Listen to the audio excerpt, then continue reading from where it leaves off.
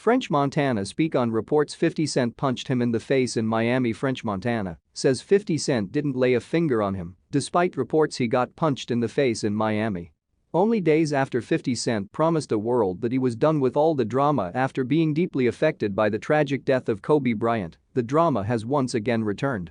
This time, rumors were circling the internet claiming 50 punched French Montana in a Miami nightclub during a Super Bowl weekend event. Now French has taken to social media to set the record straight, showing off his unmarked face and repeatedly calling 50 a dinosaur.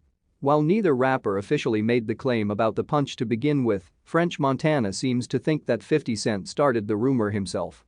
Speaking on his Instagram story, French said, "Tell people the real story. I went to the club, you was hostin'. You heard I was comin', you walked out the back, you was in the car." After claiming 50 dipped out the back to avoid confrontation, French continued, "You're onto the blogs the next day. I wasn't even gonna say nothing about it." He also accused 50 of calling the police on him just for showing up to the event and joked that 50 probably paid to have his star recently placed on the Hollywood Walk of Fame. Issues between French Montana and 50 Cent began last year when 50 made fun of French for showing off a Bugatti that he claimed wasn't new or the latest model. French replied by calling 50 a rat for defending Tekashi 6ix99. At one point, 50 claimed that French was buying his own streams to boost the sales of his poorly performing single, and French replied that he believed 50 was actually buying the streams himself to frame him for the act. While both rappers are quick to get heated over insults, 50 Cent is known as the pettiest of them all, so fabricating a story about punching out a rival doesn't seem too far-fetched. U.S. acknowledges paper trail on Trump's Ukraine role. CNN reports the Justice Department, in a court filing late Friday, said it has 24 emails related to President Donald Trump's involvement in withholding millions of dollars in security assistance to Ukraine, CNN reported.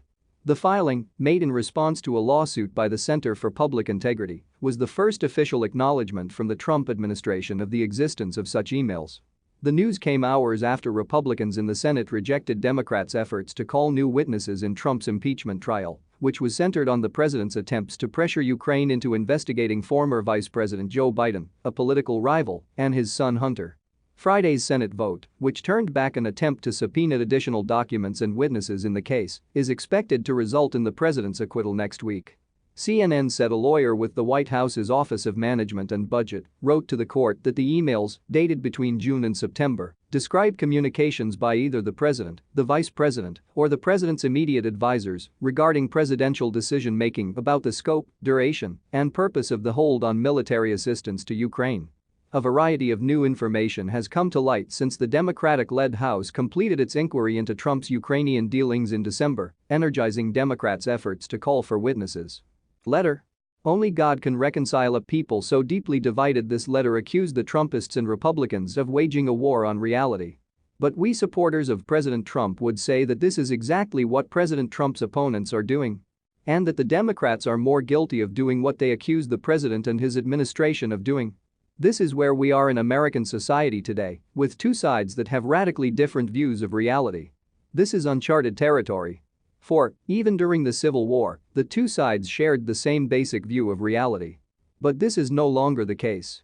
Martin Luther King Jr. said in 1964, "We must learn to live together as brothers and sisters, or we will perish together as fools." I believe that only God can reconcile a people so radically divided so that, as one people, we can continue the greatest experiment in democracy in history. As Chicago officials plan to unveil plans for managing housing around the Obama Presidential Center, debate reveals how complicated it is to transform a community for nearly a decade. Denise Hill has lived in her Hyde Park neighborhood, just a little more than a mile away from where the Obama Presidential Center is expected to land in Jackson Park. Her neighborhood is walkable, safe, close to parks, public library branches, grocery stores and restaurants, which is why she moved there from the south suburbs. But very often, Hill says, she worries about being able to stay in her community as it becomes more developed and more attractive to newcomers. "We're okay, but if the rent went up a couple $100, it would price me out," said Hill, who lives in a two-bedroom apartment in a small building with her husband and 2 children. "It's heartbreaking because I'm raising my kids here and I want them to have stability. But there's a level of vulnerability. Will I be able to afford rent? Will I be able to buy? I'm watching it all unfold and keeping close tabs." Hill was one of hundreds of South Side residents who this past week crowded into community meetings, filled a church banquet room, and floated around an open house in a school cafeteria to learn more about plans to develop and protect housing in the neighborhoods surrounding the site of the Obama Center. Many of these residents have been a part of a years-long ongoing conversation about just how the proposed $500 million-plus presidential center campus will impact housing costs in Woodlawn, Washington Park, South Shore and other close-by neighborhoods. But recently, those conversations took on a new urgency because Mayor Lori Lightfoot's administration has announced plans to introduce a series of ordinances designed to both protect affordable housing and encourage development in Woodlawn. The specific details of Lightfoot's proposed ordinance haven't yet been released. Her team has developed a plan that would give renters in larger buildings the first option to buy the property they live in if their landlord decides to sell, offer current homeowners the opportunity to refinance if they promise to keep rents low, create a grant program to help homeowners affordably renovate and rehab their property, establish a program that would help current residents finance, buy and rehab current vacant buildings, and establish guidelines for how the city will manage the vacant lots it owns. Still, the plans have raised questions from residents such as Hill, who want to know: how exactly is affordability calculated? Will developers have to set aside a specific number of new units for lower-income residents? Will those same rules apply to investors rehabbing old structures? Will the mandatory set-asides discourage developers from constructing new buildings? Will there be tax breaks for long-term homeowners, and how will the discounts be calculated? And where will the funding for refinancing and grant programs come from? Folks are excited about all that's happening, but we want to be a part of it, not left saying, "I used to live there when," Hill said. "I don't want to see any more people feel they are being pushed out of where they call home." Former President Barack Obama, through the Obama Foundation, is in the process of developing the first-of-its-kind presidential center, a sprawling campus with buildings that will house the foundation offices, have meeting spaces for conferences and workshops, a public library branch, and an abundance of indoor and outdoor recreation areas. The center will be home to a museum devoted to telling the story of the first African-American president and First Lady. The development is expected to transform the South Side by attracting thousands of tourists, bringing a new wave of residents and businesses that would cater to many visitors. But it has also revealed just how complicated it is to create an ideal community. There are residents who want to see their struggling community transformed into a mixed-income oasis that could attract and sustain major retail outlets and where homeowners can finally see their depressed property values grow. At the same time, there is a large contingency of lower-income residents who worry that without ironclad legal protection, they will get displaced and shifted into other low-income neighborhoods where they are shut out from the amenities they have always wanted to live close to. As the conversation has played out, it has revealed tension between the two groups. For Ald. Jeanette Taylor, 20th, who helped author a so-called community benefits ordinance proposal, the focus should be on making sure current residents don't get forced to leave, she said. "It's always been about protecting the class of people who live in the community," she said at a meeting she hosted along with activists who want stronger protections for lower-income residents. "The OPC is coming, and you can't stop gentrification. It's just not going to happen. But we can make sure that we protect the class of people who live in the community." Taylor's ordinance was designed to, among other things, set aside 30% of new housing for low-income residents and would have held rent in affordable units at about $900 for a two-bedroom apartment. Her effort, which would have covered Bronzeville, Grand Crossing and Kenwood, has been placed on hold. But she said the mayor's proposal isn't strong enough to halt displacement. And the entire process of trying to work up a compromise has left her frustrated. "Have I agreed with the city? No, I have not. I went into this process open-minded, open-hearted," she said. "I feel like this process hasn't been as honest as I would like it to be." They've written their own ordinance. On a recent night, city officials hosted an open house to share their plans for managing growth in Woodlawn. At the event, city officials didn't make a formal presentation, but instead hung poster boards that summarized their efforts and let residents view the images, ask questions and offer feedback on note cards. As she strolled the open house, Erica mostly absorbed the details on the posters and said she was eager to learn more about what Lightfoot has planned. Mosley is a homeowner who in 2018 moved from a condo in Bronzeville to a single-family house in Woodlawn. She wants to protect her investment and hopes the neighborhood gets more amenities that would improve her quality of life, she said.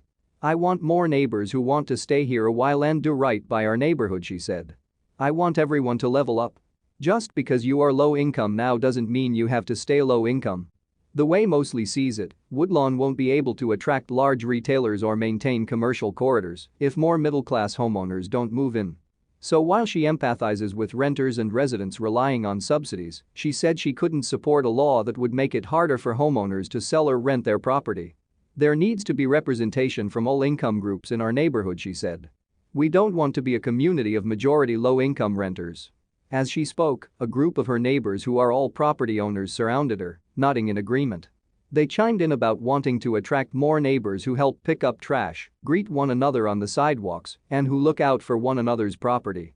The way William Offord sees it, at the core of this issue is making sure developers doing work on the south side hire local residents, he said.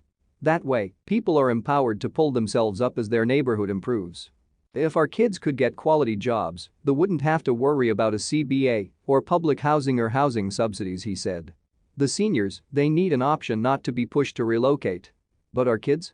They need jobs. They are hungry for work. At Taylor's gathering, the residents sat in small groups where they were supposed to brainstorm and develop questions for city officials about the proposed set of ordinances. But many of the residents couldn't mask their emotions as they slipped into discussing their previous trauma of being pushed out of communities and forced to start over in new neighborhoods. Some shuddered thinking about having to fill out housing applications, come up with move-in fees, prove income and meet stringent requirements if they end up having to leave their current neighborhoods. Even if they were earning $15 an hour, minimum wage workers still can't afford a $900 unit, one resident said to her table.